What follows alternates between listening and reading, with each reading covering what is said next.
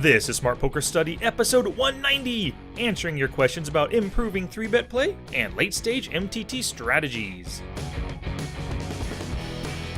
In last week's episode number 189, I discussed the leak of open limping and how you can plug it.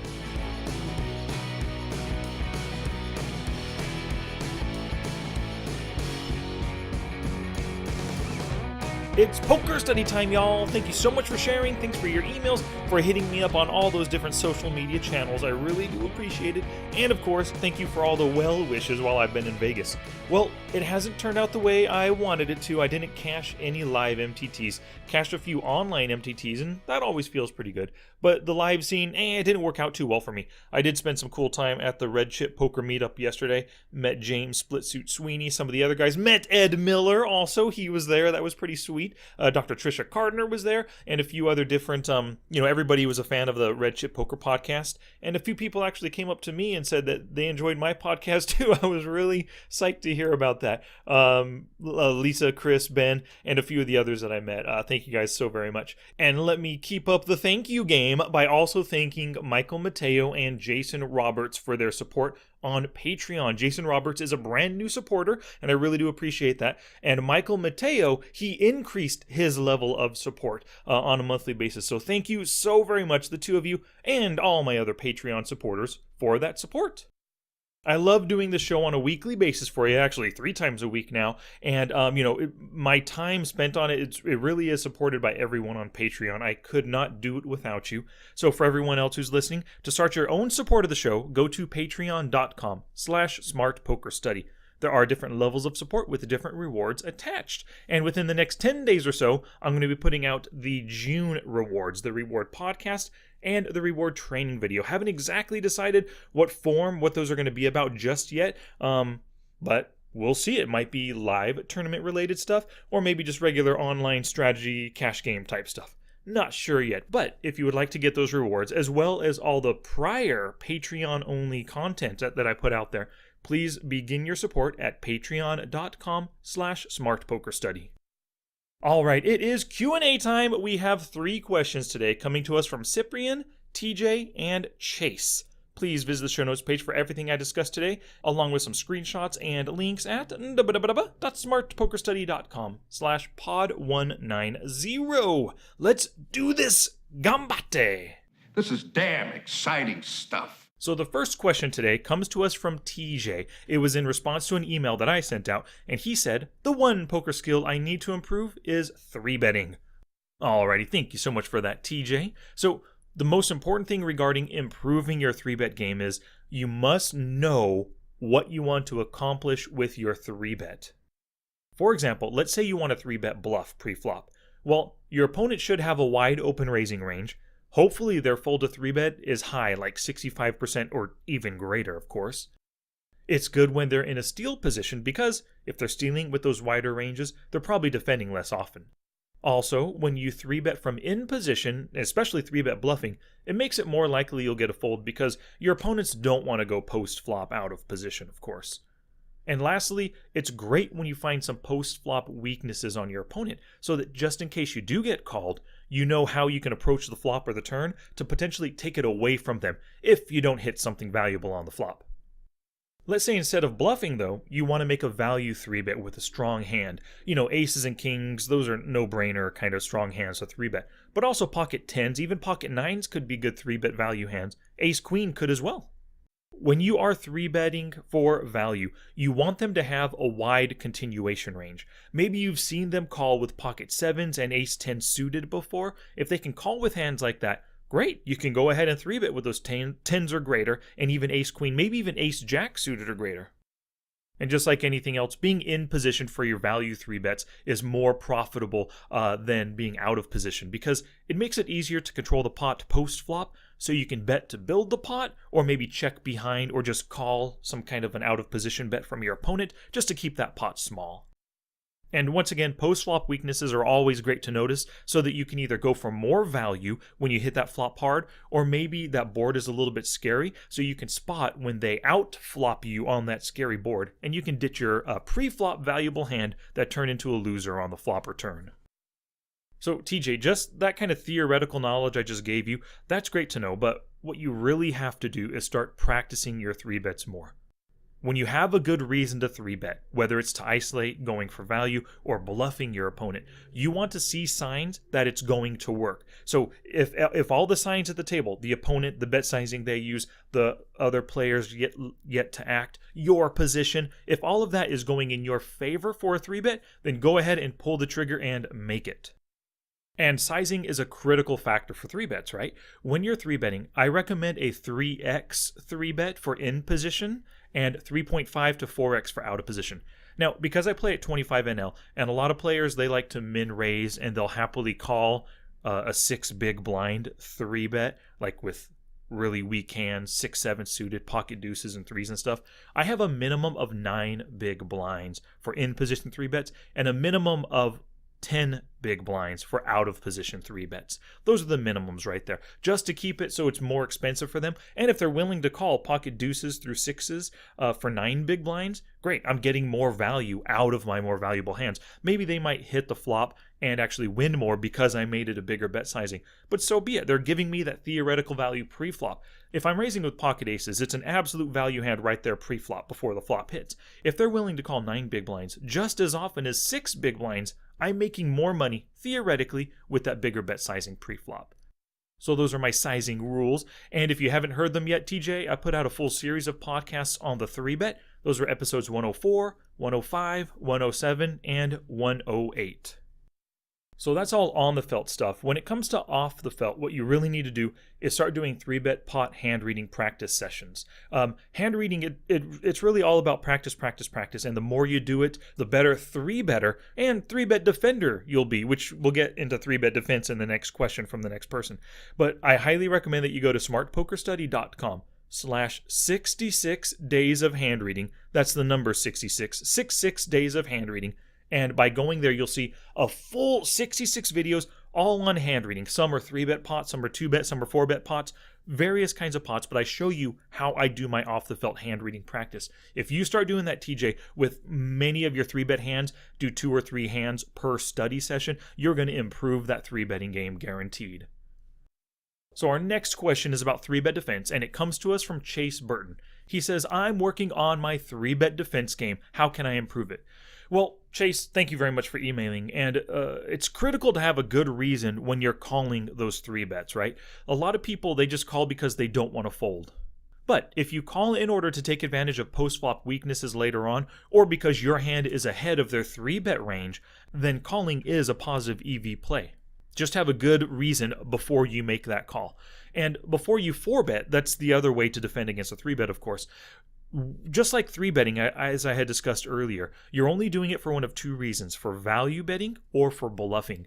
If it's for value, then you believe they can continue with worse hands. If it's as a bluff, then you know they can fold often enough to make it profitable. And whether you're calling the 3-bet or you're 4-betting, doing it in position is much preferable to out of position, of course. Now, when it comes to building your own ranges, there's a 4-step process to building 3-bet defense ranges. Step number 1 is know your open raising ranges by position. Because you can't defend with King 10 suited, for example, if it's not in your open raising range in the first place, right? So you have to know those 2-bet ranges in order to determine what you're going to do when you face a 3-bet. Step 2 when it comes to building ranges is you determine your 3-bet defense frequency by position. So you need to defend greater than 30% of the time to make your opponents think twice before 3-bet bluffing you. If you give up 70% or more, it's almost a no-brainer to bluff you.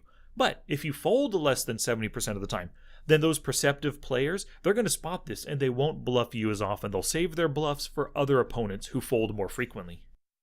Step 3 is build your total 3-bet defense range with calls and 4-bet hands. You want to build it to the frequency that you selected in Step 2. So for example, if your open raising range is 20%, that's 265 combos.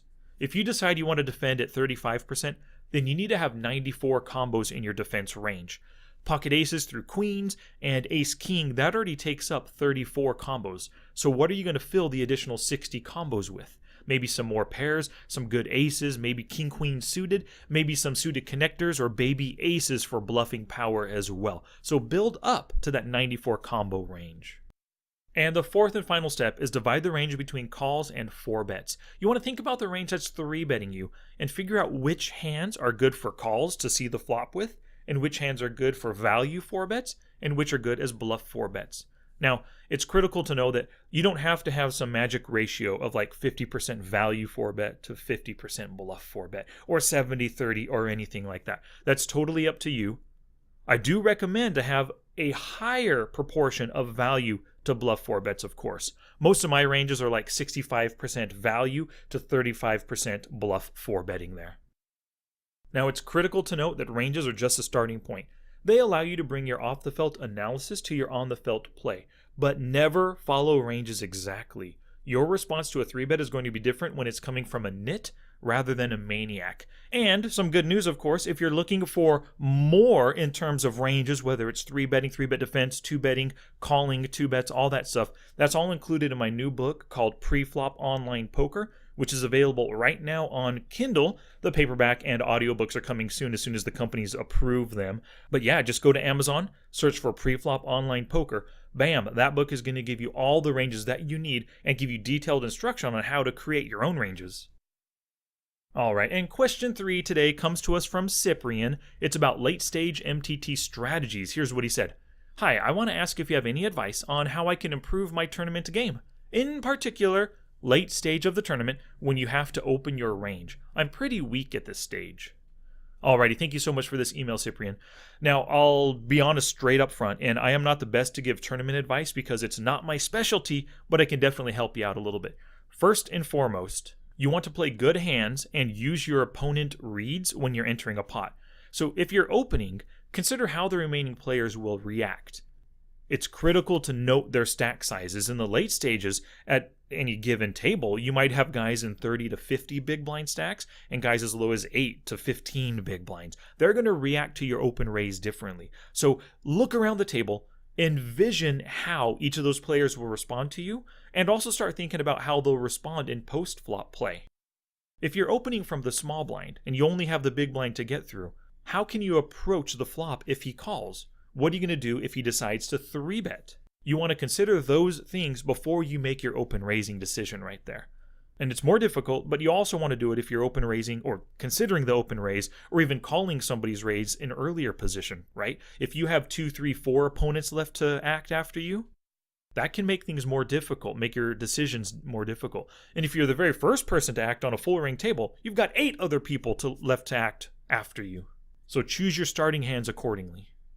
Now, you also said in your email, you said in the late stages when you have to start opening up your range. You really don't have to start opening up your range just based on the stage of the tournament, right? You should be doing things based on the opponents at your table, as well as the payouts, the stack sizes of all the opponents, and the types of players that you're playing. If you're at an overly aggressive table and lots of people are opening and then there's a lot of 3-bets or there's opening and a ton of calls, you might want to stay less active. Let the players throw their chips around and get in at the most opportune times. Whether you're making a big value 3-bet, whether you're making a perfectly timed 3-bet bluff over 1 open raise and 3 calls, whatever it might be, your play is not based on the stage of the tournament you're in. Your play is based on how you can best exploit your opponents. Now, here's a few specifics on when it comes to actual making plays. If you're considering calling an open raise, do it in position. You can defend the blinds, but do it against smaller open raises with those weaker hands. Against a 3 big blind open, you want to defend a pretty narrow range out of the blinds. Against min opens, you want to defend wide, especially when you're in the big blind because there are those antes right there. And if your opponent has post-flop weaknesses, definitely defend those blinds in order to maybe check when they check behind the flop, you just bet and take it down on any kind of turn. Now, if you're going to 3-bet pre-flop, you need to know why you're doing it. I already referenced this, but if you're going for value, know that your opponent can continue with worse. If you're bluffing, you want to know that they can fold their open raising hands. And once again, choose a sizing that's 3x to 4x their sizing to make it tougher for them to call like with a weaker hand. You want weaker hands to call. You know, if you're 3-betting with ace-king, you want those ace-jacks and ace-10s to call for sure. But if they're going to call a 4x the same frequency as a 3x 3-bet, make it the 4x. And vice versa, if they're folding just as often to a 2.5x as a 3x or 3.5x 3-bet, make it the smaller size when you're bluffing. Now, when it comes to post-flop play, you want to think about the board and how it hits their range. So your very first thought is, I opened, he called, what kind of hands is he calling? And do these hands interact well with this board? If they make any kind of bets or raises, you want to look at their bet sizing and figure out what it possibly means. The smaller the bet, especially those tiny little min bets, they're trying to make a cheap bluff, or they're trying to throw out a blocking bet with a weak bottom pair or a weak flush draw, gut shot draw, that kind of a thing. And if you were the raiser pre-flop, and if they call your C-bet, you want to think about why they called. Can they call with any pair or any kind of draw? Or in this spot with their chip stack, are they only going to call with top pair or greater hands? And when it comes to post-flop play, always pay attention to their stack sizes. If the pot on the flop is 10,000 and they have 15,000 behind, they are much less likely to fold to any kind of bets that you make, because it's a small stack to pot ratio right there.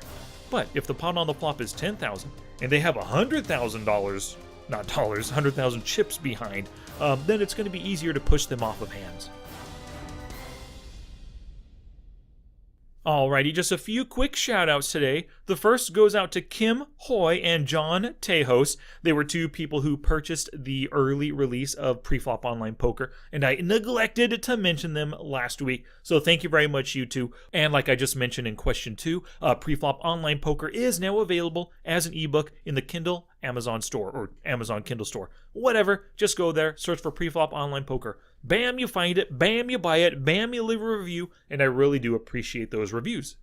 And it's great, I already have 4 5-star reviews. I'm going to read one right now from Amazon Reader 51. He says, great book to help your poker playing.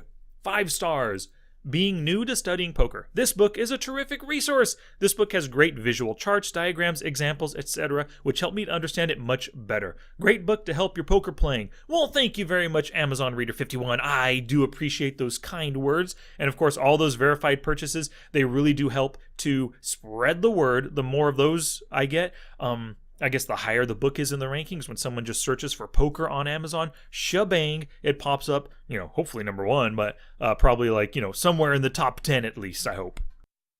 And I also want to thank Laura Sadowski for purchasing the Smart HUD. She went to www.smartpokerstudy.com/smarthud. It's a poker tracker 4 HUD that you can use on any site, of course, that takes poker, or that allows Poker Tracker 4. And she's using this HUD to destroy her opponents. I sent her some great videos as well to help her get more out of Poker Tracker 4, which is a pretty complicated program, but once you get used to it and you do a lot of practice, you look at stats a lot more, you go through hands, filters, and all that stuff, you become a better user, and Laura is improving her HUD usage and her Poker Tracker 4 game. Thank you very much, Laura. Now back to class, poker people.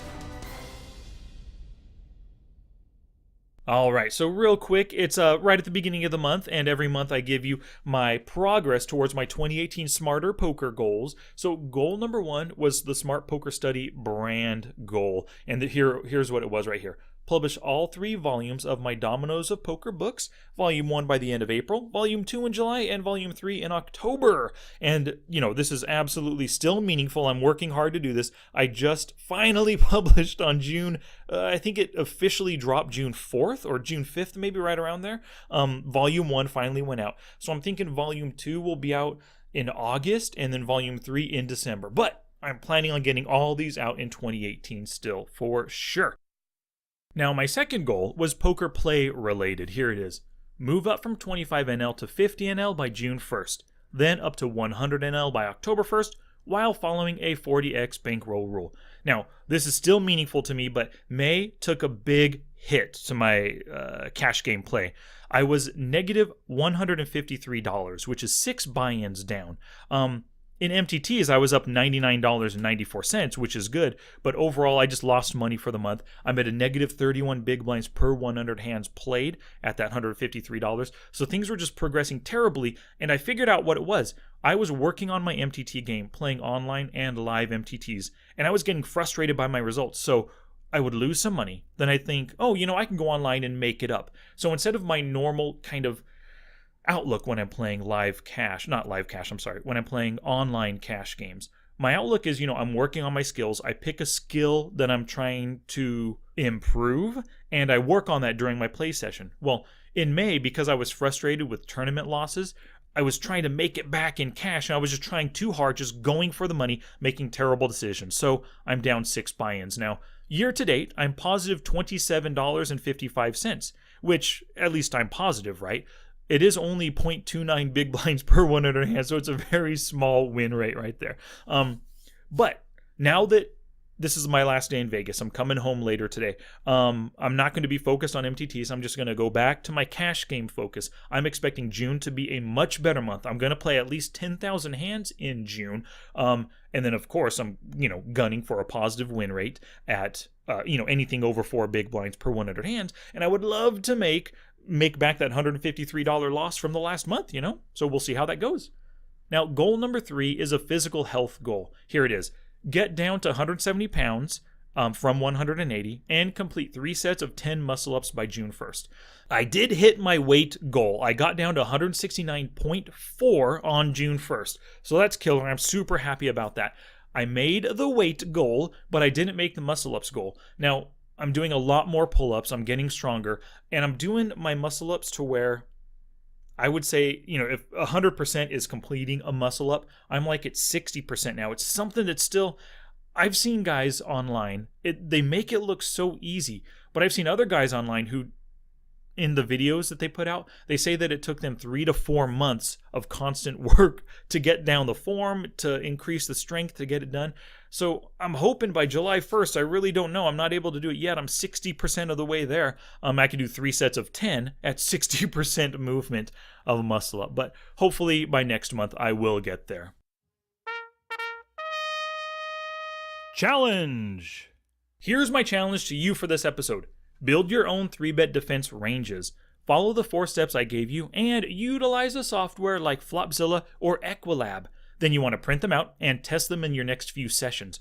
Remember, ranges are just a starting point, and you'll make your in-game decisions based on the 3-better and the sizing that they use. Now it's your turn to take action and do something positive for your poker game. Oh, that's it now. Get out there and be somebody. Go write a book. This episode isn't complete until you go to the show notes page at www.smartpokerstudy.com/pod190. You can go there for screenshots and links to everything discussed today, to discover ways that you can support the show, and of course, to click on that link to take you to Amazon to buy Preflop Online Poker.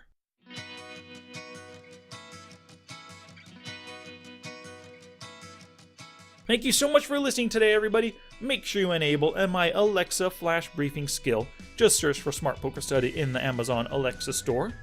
Of course, if you could type or say the word Smart Poker Study, you can find me on Twitch, YouTube, Facebook, Instagram, and Twitter. Alrighty, poker people. Next week in episode 191, I'll dive into a new leak to plug. Word of mouth is the best advertising, so thank you very much for sharing the show with other poker people, giving it 5 stars and rating it on iTunes and our Apple Podcasts or Stitcher, wherever you get your podcasts. That always does help.